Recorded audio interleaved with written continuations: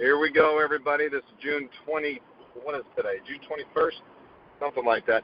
Anyway, it's the later part of June on Transformation Tuesday. Every single Tuesday, we're getting on at 6 o'clock Pacific Standard Time, 9 p.m. Eastern Time. I know that we have people on the line from all over the country, so thank you so much for joining in. The purpose of this call is to change lives and to inform and to awaken people so that we realize what kind of challenges we are facing with our health as a society today. And this is my soapbox call. So this is the time where I can get up and talk about how important it is for us to wake up and for us to understand what's going on all around us. My name is Jim Ayers. I've been in the business, and by the business I mean the natural product industry, helping people attain a healthy lifestyle through better choices, nutritional choices, exercise choices, helping design lifestyle systems for people. That's what I like to do. I like the one-on-one interaction, and I've been so blessed to have been able to be on with so many people, change so many lives throughout the years. The single purpose of this Transformation Tuesday call is not to get you on any kind of business opportunity, sell any product to you. This is basically just to inspire you and inform you on your path to a healthier life. So, with that said, my name is Jim Ayers, 20 years experience in the business, helping people all over the world. Many of you are on the phone tonight, and I want to thank you for your time once again. Many of you have heard me speak over the years about many consistent things, and that's about consistency. I need you to do something for me, and that's not just listen to words, but to take action in your life. The goal of this call is to start a movement. What I want to do is I want to inspire people so we can work together to help everybody. My main mission in life, on a professional standpoint, is to stop the rise of the obesity epidemic. It is out of control. Right now, we are in a serious situation in this country, and we're leading the trend worldwide. We're led by marketing as a society. We listen to the messages out there, and those messages are, come to this restaurant, come to this place, get more food for less money. And then when you bite into that food, we have all these taste buds that are firing, and we're thinking about our taste and not our waste, and then we ultimately end up paying the price. We pay the price with poor health. We pay the price with not feeling good about ourselves. There's not only a physiological tax that we're paying by having too much fat on our body. There's also a mental tax that we're paying with how we feel about ourselves. And society even segregates people who are extremely obese. It's terrible. It's terrible what's going on. It's almost like, and I don't mean to sound, in a terrible way, but it's almost like we've segregated another race, and we've put a separate society out there and almost outcast sometimes, and it's just a terrible thing. We want to help people that feel lost. We want to help people that feel like this is the way it's supposed to be. I'm destined to be obese. I'm destined to be overweight. You're not, and you can do something about it. And that's the purpose of this call, and that's the mission of this life, is to join people in an effort to help people. I want to help people help others attain a healthier lifestyle through having less body weight, get to an ideal body weight or close to it. Man, the lifestyle changes that will happen. And by lifestyle changes, I'm not talking about jumping in a two-piece bikini for some of you and showing up at the beach and people going, wow, look at that perfect tan. That's not the lifestyle changes. I'm talking about the little things that will add up. I was talking to somebody recently who's lost a lot of weight. She's lost over 50 pounds, nearly 60 pounds. She said some things very profound to me, how her life has changed now. Now, she still has another 50 to go. Her goal was 100 pounds of weight loss, and she's more than halfway there. And she's doing it. She's doing it through exercise. She's doing it through proper meal planning. She's doing it through proper nutrition. She's doing it, and she feels great, and her smile is from ear to ear. She's completely changed from the first day she showed up at my orientation. And I had a room full of 30 people at this particular orientation, and it was to get people on a transformation system, to change their life, to inspire them. And I wanted them on an initial 12-week program. She did it. It took her a year to lose 60 pounds, and she kept on that path. She's going to classes. She's wearing clothes that she hasn't worn in a long time. Those jeans she used to look at in the closet and think, man, I'm never getting into those again. She's wearing them, and she can barely wear them because they're falling off already. But she told me one thing. Here's one of those little things that has impacted her life. She said, I used to be a part of the group of people that had their shoes tied on the side of their shoe. And all the years I've been doing this and all the lives I've been able to interact with of people who are overweight and needing to lose additional weight, of all those people and all that time, never heard this. And I said, what do you mean, people that tie their shoe to the side? I don't understand. She said, finally, I'm tying my shoe right in the middle.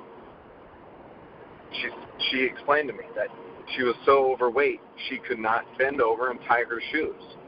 She had to go, move her leg over on the side and tie it all the way on the side. She could barely reach her shoelaces, so the knot that she would make was on the side of her shoe. And I thought, oh my goodness. Well, I'm happy for you now, but it saddens me to know that there's people out there that are doing that. And these little things like that, just those little efforts, those little things that impact your life add up. How about, I was talking to somebody else who she couldn't put on her own bra. She had to have help putting on her bra, and then she lost weight and she could put on her own bra. Amazing how that impacts a life. That's a daily thing. You have to do it at least once a day, and she doesn't need help doing it anymore. Amazing. Of course, going up a flight of steps without feeling that extra sweat coming out and that extra breaths you have to take.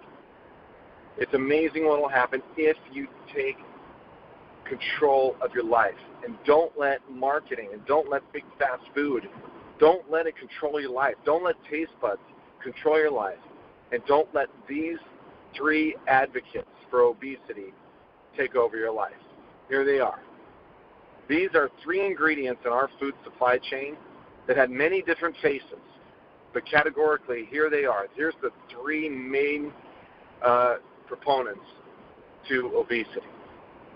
I'm talking about fast food. I'm talking about prepared foods. I'm not talking about organic foods that have some of these things naturally occurring in them. I'm talking about processed foods. Okay? Number one, salt. Now, sodium. Salt has many different faces. Sodium benzoate is a preservative, our official preservative. It's pumped in a lot of meat. It's pumped in a lot of our ready-to-drink fruit juices, if you will. And it's a preservative that will not allow the product to spoil. So big food companies and big beverage companies will pump this stuff in there, and what it does in our system is not very good. So it pressures our heart. A couple things that too much sodium will do. It puts excess pressure on our heart. It raises blood pressure. It makes our heart work harder. It also retains water. So it's retaining water under our skin. So that'll put undue pressure on the muscle tissue, on our organs. It'll help. It will also stress our kidneys. So we don't want too much sodium. Most people don't even know how much sodium they should be taking in a day.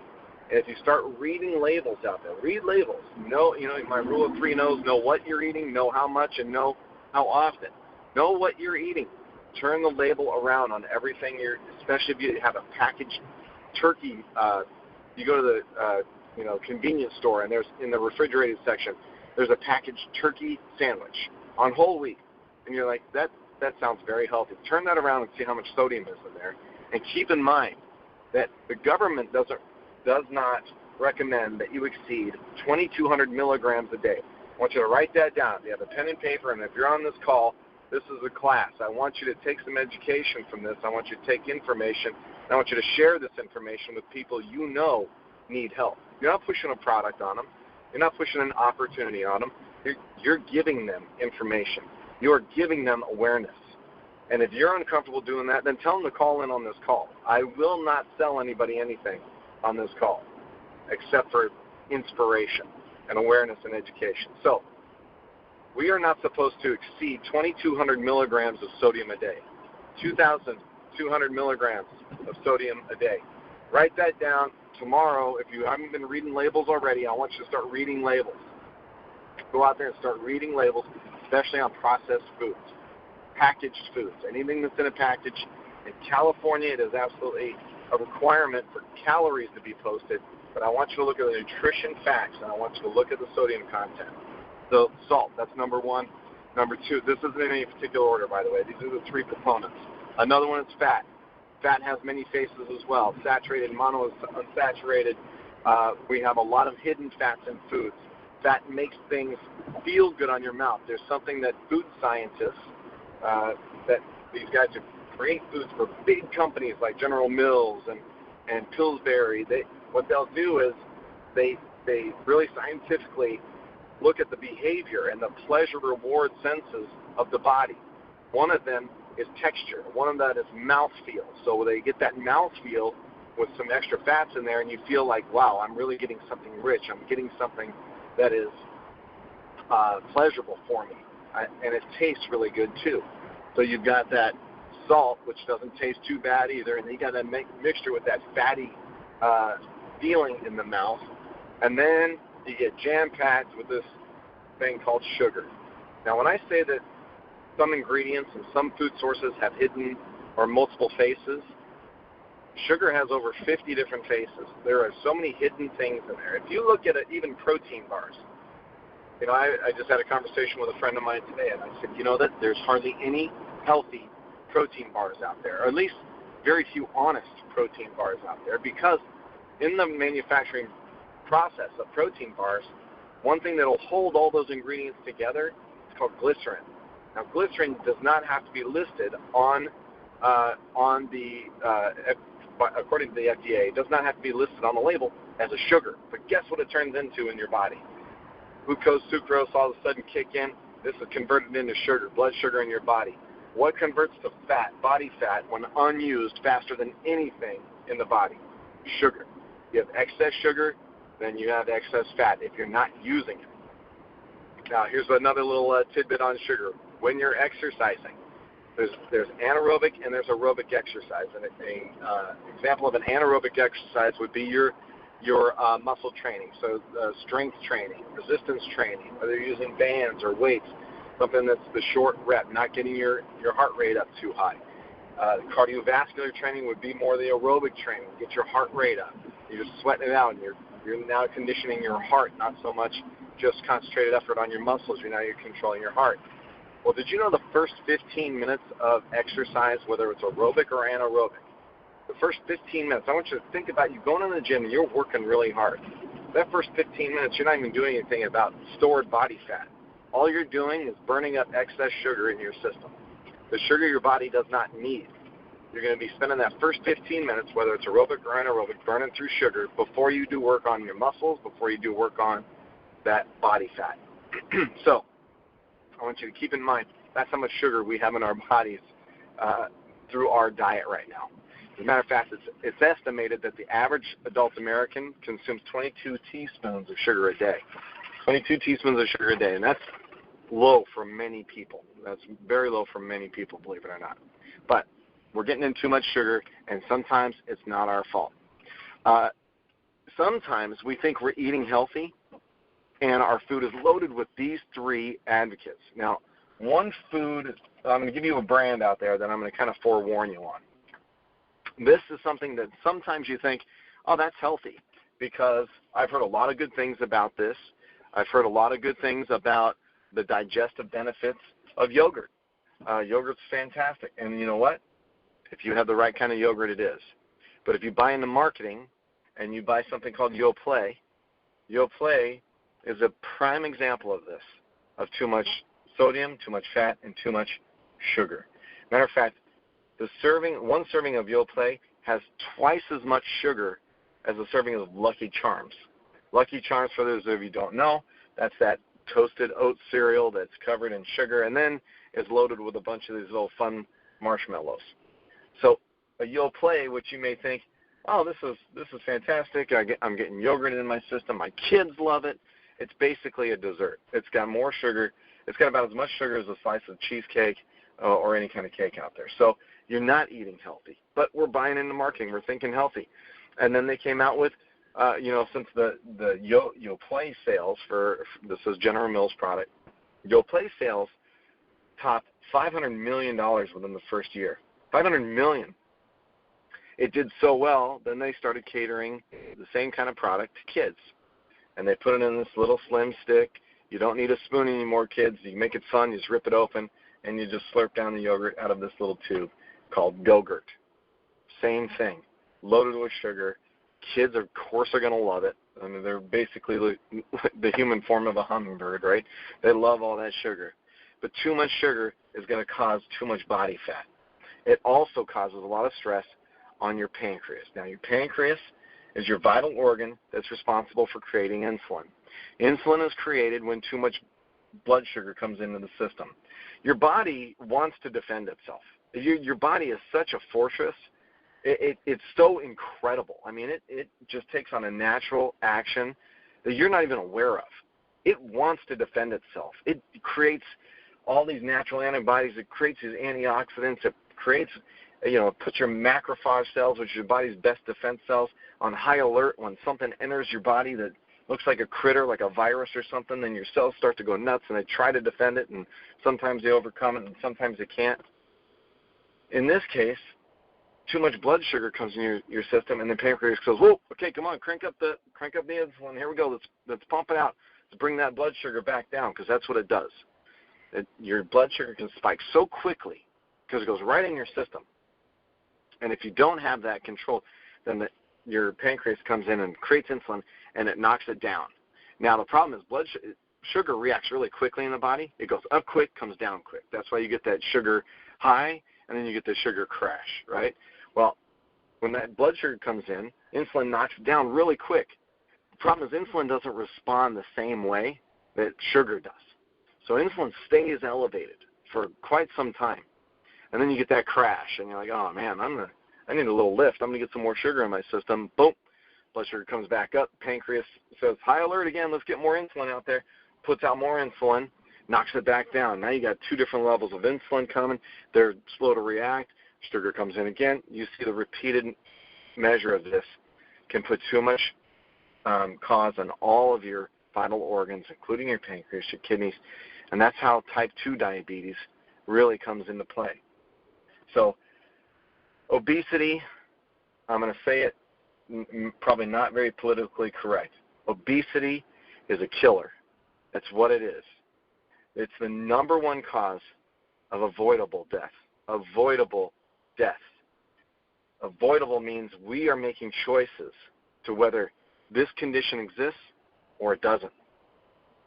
And when we're making the choice, we have a lack of awareness, or we have a lack of respect for our bodies. We're not respecting our body enough to think of what it is I want to fuel it with.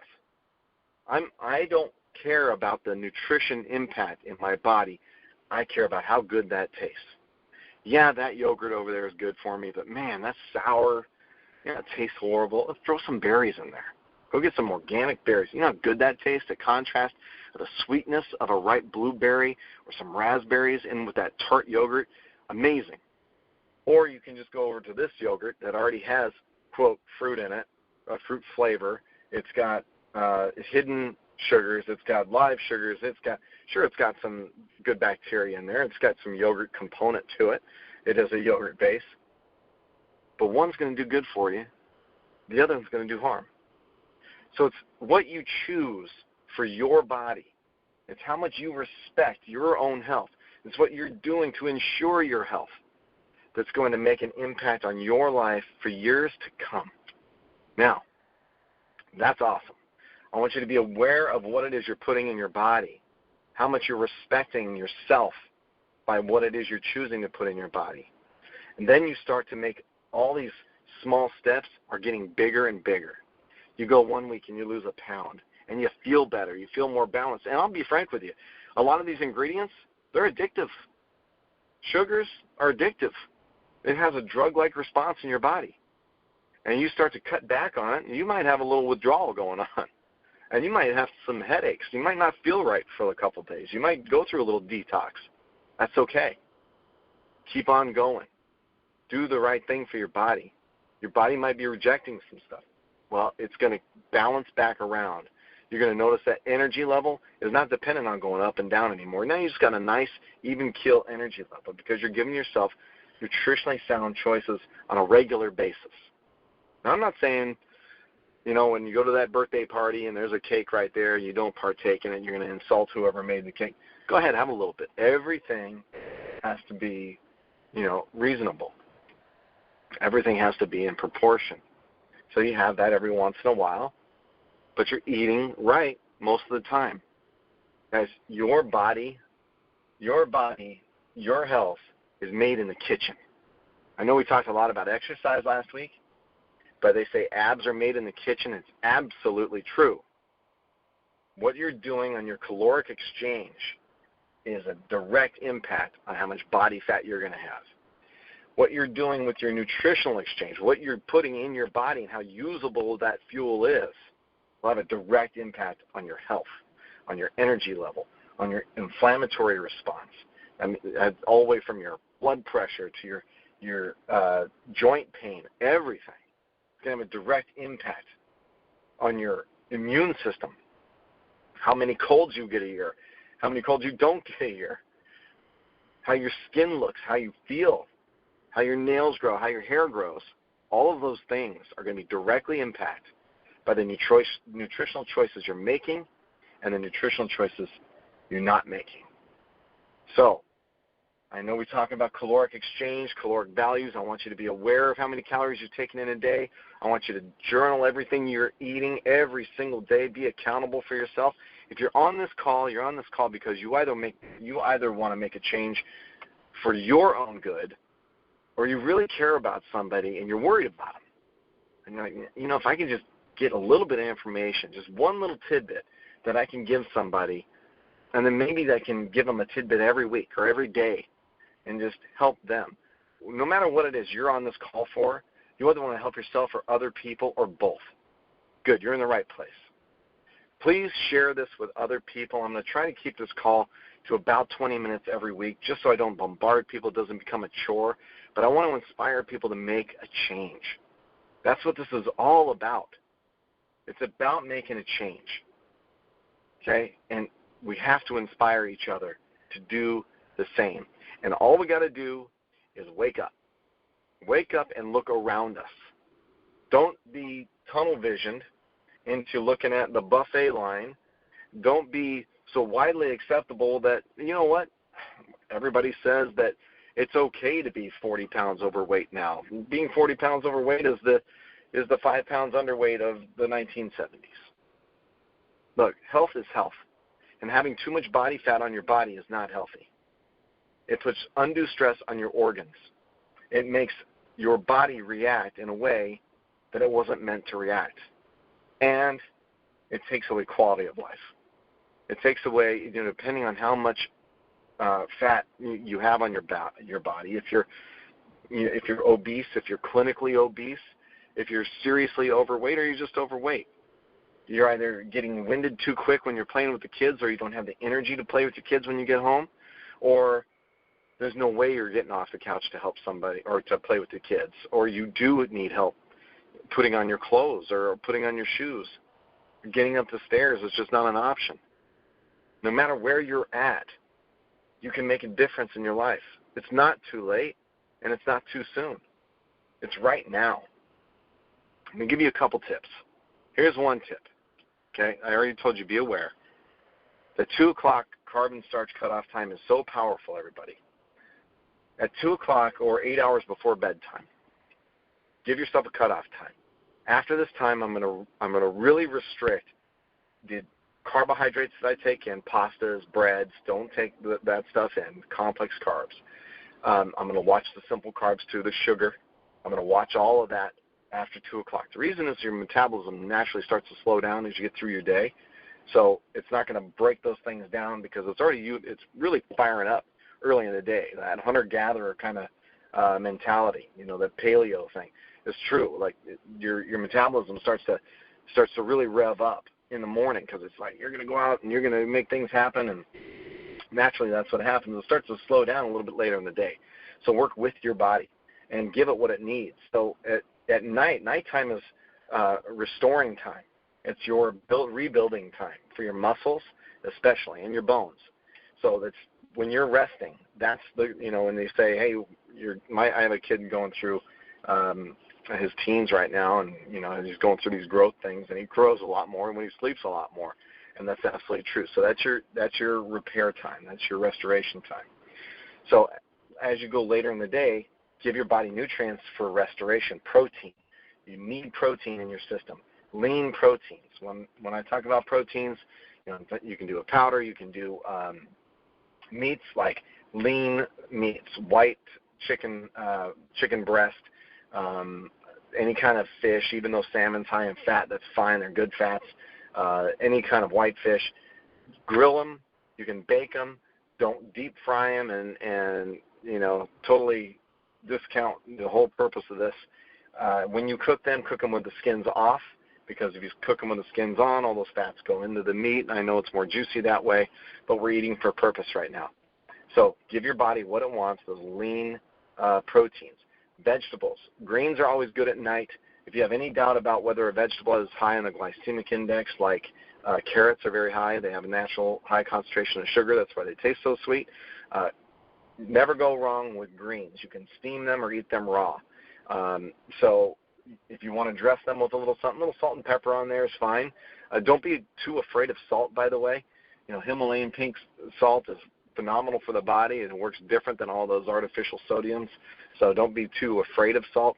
And believe me, with the amount of sodium that's in prepared food, packaged foods, there's no way you're going to be able to use a sea salt in the amount that you would get to that sodium level. You can have plenty of sea salt during the day and not hit that threshold of the 2,200 milligrams of sodium a day.